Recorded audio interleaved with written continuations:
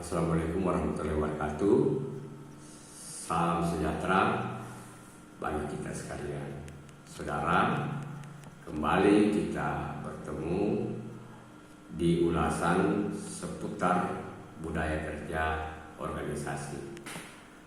Nah, saudara, pada kesempatan kali ini kita akan membahas langkah-langkah yang segera dilakukan ketika kita telah mengambil kesimpulan atau kesepakatan bersama di dalam melakukan sebuah perubahan pola budaya kerja dalam suatu organisasi.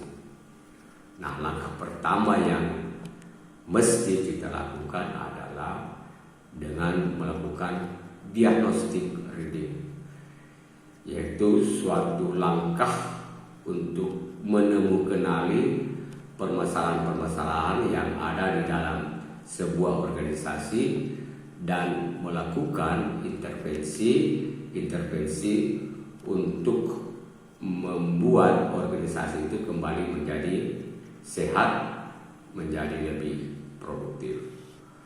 Nah, di dalam diagnostic reading ini beberapa teknik yang biasa digunakan oleh para human resource, HRD, perusahaan atau organisasi, yaitu dengan teknik misalnya dengan layered system analysis, dengan melakukan analisa menurut skala psikometrik. Kita menilai hal-hal mana yang berpotensi untuk segera kita lakukan perubahan.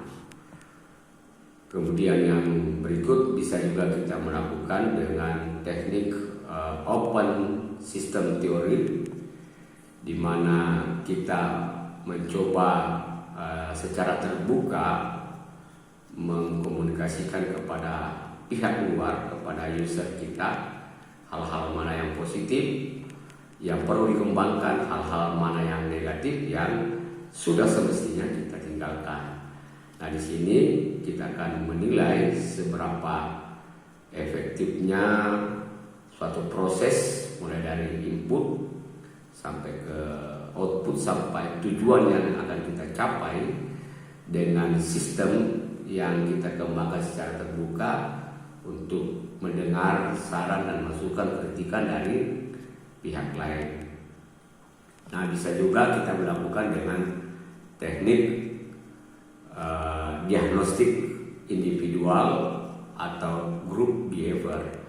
Kita melakukan self assessment terhadap diri kita. Kita secara jujur menyampaikan bahwa ini hal-hal yang negatif yang saya harus tinggalkan, dan ini nilai-nilai positif yang saya harus perjuangkan untuk saya capai.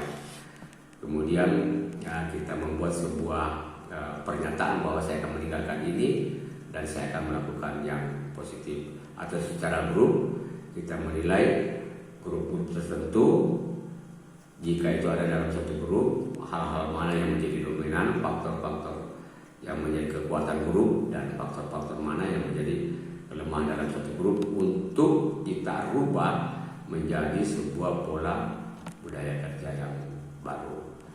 Berikut kita melakukan langkah yang kita sebut sebagai langkah penetapan tujuan. Setelah kita lihat permasalahannya, kita lakukan penetapan target tujuan. Nah, biasanya di sini kita melakukannya dengan metode SMART.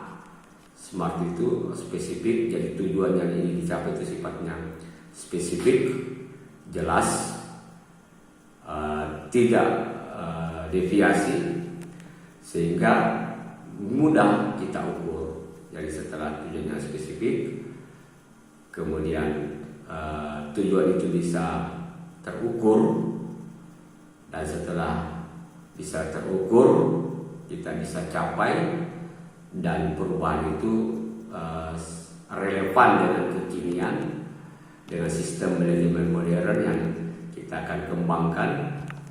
Kemudian yang berikut adalah limitasi waktu untuk setiap perubahan yang kita telah rancangkan secara bersama.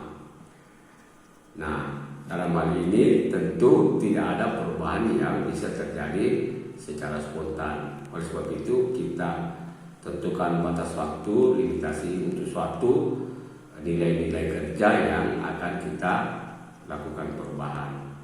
Katakanlah misalnya dari segi kedisiplinan, misalnya kita ukur dalam waktu 6 bulan, kita evaluasi sejauh mana tingkat kedisiplinan ini berubah dari yang dulunya 30% mungkin sekarang menjadi 70%. Nah ini time waktunya dalam waktu misalnya 6 bulan.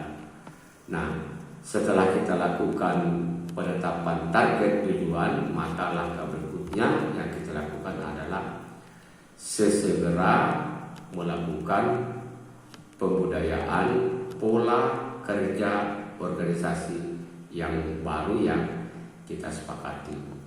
Jangan tunda-tunda waktu lagi, segera kita melakukan upaya atau langkah-langkah untuk mencapai pola budaya kerja yang baru yang kita telah sepakati. Dan setelah itu, maka langkah berikut yang kita akan lakukan adalah melakukan monitoring dan evaluasi pelaksanaan pola budaya kerja yang baru. Seberapa efektifnya, kemudian setelah itu kita lakukan lagi perbaikan-perbaikan, yang lemah kita kuatkan, yang kurang kita tambahkan. Dan diharapkan berdasarkan limitasi waktu yang kita telah tentukan, maka kinerja organisasi akan menjadi lebih baik dan lebih maksimal. Pepatah lama mengatakan bahwa where there is a will, there is a way. Di mana ada kemauan, di situ pasti ada jalan. Salam Aki, kepada salam.